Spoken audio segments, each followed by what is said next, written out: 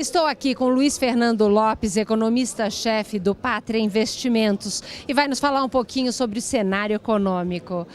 Luiz Fernando, queria que para começar você falasse um pouco da análise do cenário econômico global. O cenário econômico global não é um cenário de crise. Nós estamos falando, na verdade, de um crescimento econômico mundial que é abaixo do que se gostaria que fosse depois da grande crise que houve entre o final de 2008 e 2009, mas é uma economia mundial que cresce alguma coisa como 3% ao ano.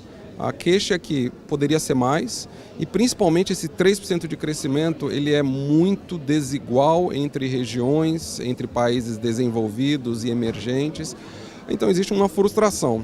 Mas é um ambiente que não ajuda o Brasil de maneira especial, mas está longe de ser um ambiente que atrapalha ou que explica por que a economia brasileira está crescendo tão pouco. Então vamos falar um pouco da economia brasileira. Você falou crescendo tão pouco, alguns falam em crise. Como vocês analisam o cenário brasileiro? O cenário brasileiro começou a ficar mais nebuloso bem antes, na verdade, da crise econômica e financeira internacional. Houve uma troca de política econômica, uma migração de política econômica já no segundo governo do presidente Lula, no sentido de mais intervenção do governo, de aumento do gasto fiscal, de criação de subsídios, etc. E esse tipo de política econômica acabou contribuindo para uma piora da produtividade da economia. Veio a crise internacional, o Brasil conseguiu se recuperar até de uma maneira bastante rápida, mas o aprofundamento desse tipo de intervenção, com o gasto fiscal acelerando-se, com a criação de mais subsídios e distorções na economia, acabou gerando uma situação no qual a economia não cresceu mais, na verdade ela começou a crescer menos, e a inflação se acelerou.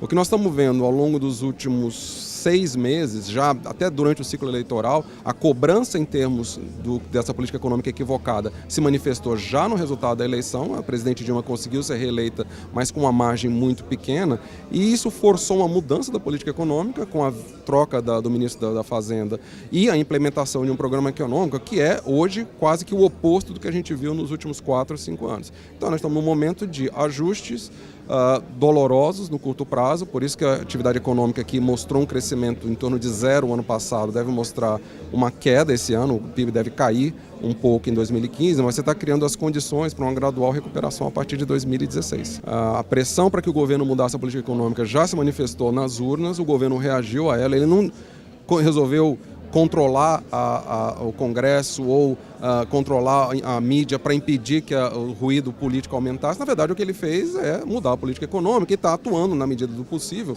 para diminuir o problema que ele próprio produziu lá atrás. É um período de mudanças complexos, dolorosos, vários reajustes de tarifas públicas, o dólar subiu bastante, o juro subiu, etc.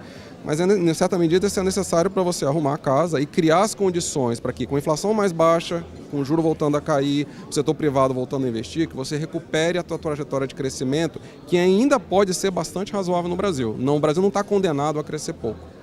E quais serão os desafios para essa retomada do crescimento brasileiro?